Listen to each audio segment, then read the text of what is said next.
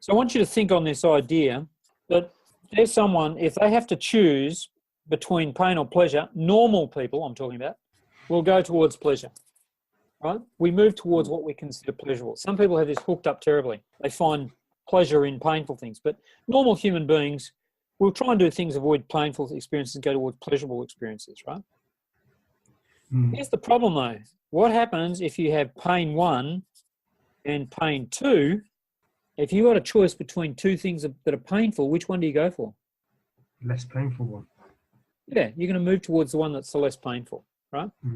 So in the case with Ron, what he was weighing up in his mind all that time was, do I say something to Andrew and have him ridicule me, which is pain 1, or do I have to put up with my neighbour confronting me when he gets back and sees the car in front of his house, sitting on his footpath, right? And what got him to move was that the pain of his neighbour hassling him became more painful than confronting me. Yeah. And that's what got him to finally move. And I was recognising that distress. Yeah. But I just wanted to see how long it would take him before he could resolve it. Yeah. Sometimes in coaching, we can see the answer, but your client isn't going to learn anything unless you let them experience something. You get me? Yeah. Yeah. So in Ron's case, what was pain 1 and pain 2 in his business was that he had a whole lot of his clients who weren't paying him on time. And his solution was to go to the bank and get an increase to his overdraft. So if you've got to consider pain 1, he's getting disapproval from his customers, and pain 2 is to go to a bank overdraft, but the banker will say yes. His customers are saying no, but the bank is saying yes.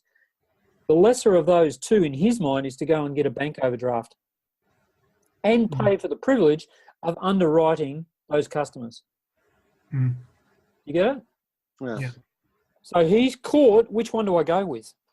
And he was all set to go and see the banker. I said, well, why don't you ask your customers to pay their fees? So the lesser of those two evils is for him to go and see his bank manager. And this is, a lot of your clients are caught between that. That's why they get chatter, because it's, should I or shouldn't I? Should I go and see my customers and ask them to pay their bill, or should I go and see a banker and get an overdraft?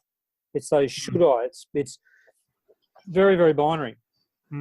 So the way I got him to move was, when someone's confused between pains 1 and 2, is I give him pain 3.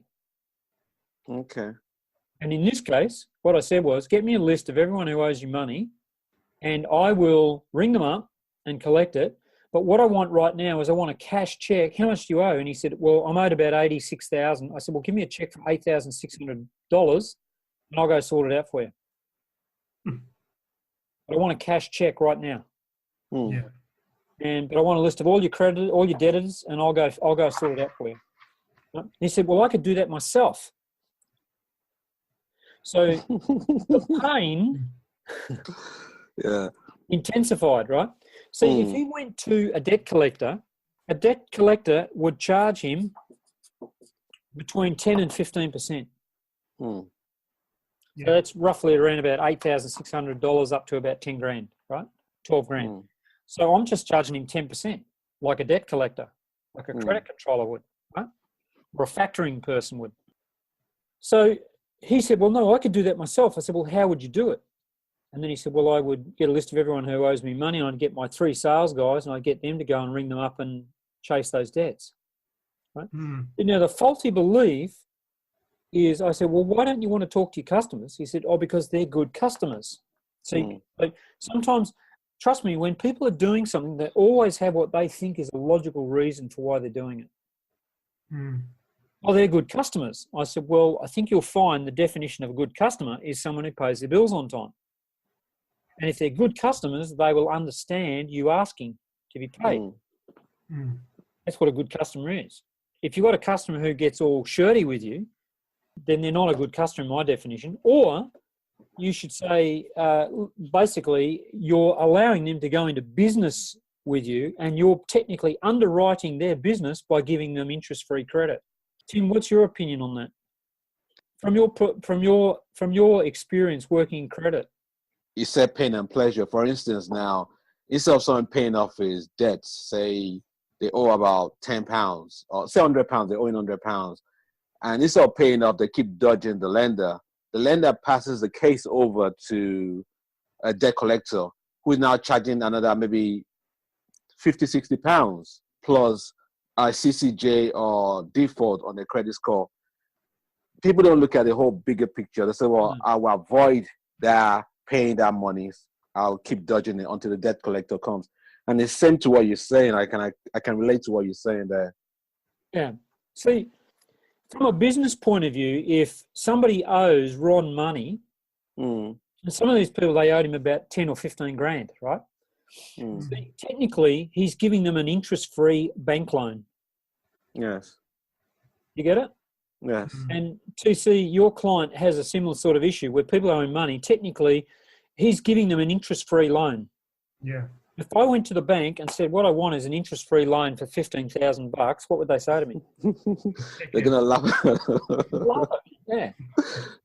That's not how it works. See? And honestly, you will not find anybody who does it. And yet business people put up with people who don't pay their money all the time, and technically it's an interest-free line of credit. Right? So if that happens, if ever you find yourself in that, then basically what you do is you go into business with your debtor and you say, I want shares in your business. I want to see your business plan and I want shares in your business. What is that? Well, because I'm basically a stakeholder in your business. I own 15 grand in your business. But that's what Ron was saying. See, people will manufacture, they will argue for limitation. Yes. I can't ask my customers to pay me. Arguments for limitation. That's a comfort zone issue. It's a faulty belief. And as coaches, you've got to catch that in yourself and you've got to catch that in your clients. You've got to catch them arguing for limitations.